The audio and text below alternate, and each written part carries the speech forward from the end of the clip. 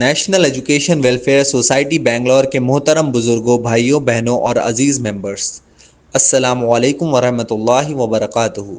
میں national education welfare society news committee Bangalore کی طرف سے بات کر رہا ہوں۔ نیوز کمیٹی کے تمام محترم ممبرس کو اطلاع دی جاتی ہے کہ جو لوگ زکوٰۃ کے مستحق ہیں ان سے گزارش ہے کہ وہ 15 مارچ 2026 تک یا اس سے پہلے نیوز کے آفس سے اپنی سالانہ ممبرشپ رینیو کرا لیں۔ اسی سال زکوٰۃ کی تقسیم عید الفطر سے پہلے کی جائے گی۔ ایگزیکٹ ڈیٹ کا اعلان جلد کیا جائے گا۔ مہربانی کر کے اس بات کا خیال رکھیں کہ صرف وہی ممبر زکوٰۃ کے لیے کنسیڈر کیے جائیں گے جنہوں نے اپنی ممبرشپ رینیو کروائی ہوگی اور جو زکوٰۃ کے مستحق پائے گئے ہوں گے۔ میں عوام کو یہ بھی بتانا چاہتا ہوں کہ نیوز کمیٹی صرف اپنے ممبرز کے زکوٰۃ کلیکٹ کرتی ہے اور انہیں مستحق لوگوں میں تقسیم کرتی ہے۔ یہ نیوز کمیٹی کا سالانہ پروگرام ہے جو ٹرانسپیرنسی، ذمہ داری اور اکاؤنٹیبلٹی کے ساتھ آرگنائز کیا جاتا ہے۔ اب میں زکوٰۃ اپلیکیشن اور ویریفیکیشن پروسیس کا مختصر سا وضاحت کرتا ہوں۔ ایلیجیبل ممبرز کو نیوز کمیٹی سے زکوٰۃ اپلیکیشن فارم لینا ہوگا۔ فارم بھرنے کے بعد اس پر مسجد کے ذمہ دار شخص کا سگنیچر ویریفیکیشن ہونا چاہیے، جس سے تصدیق ہو کہ اپلیکینٹ اس ایریا میں رہتا ہے۔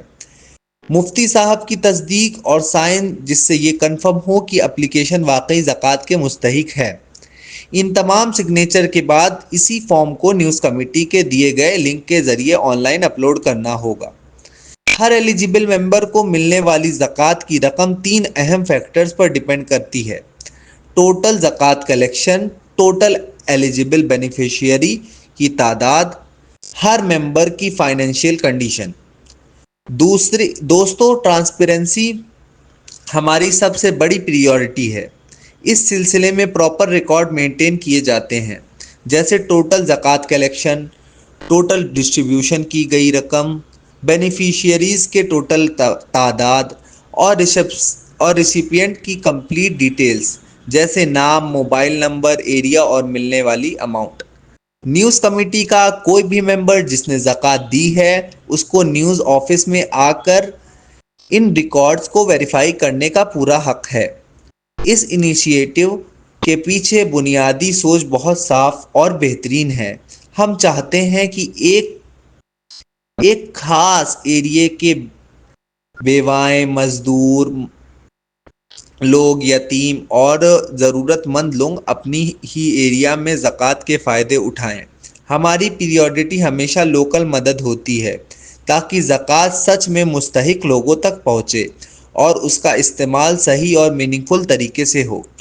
آخر میں ہم سوسائٹی سے ایک خلوص بھری گزارش کرتے ہیں: پہلے اپنے ایریے کے ضرورت مند لوگوں کی مدد کریں، پھر باہر بھی مدد کریں۔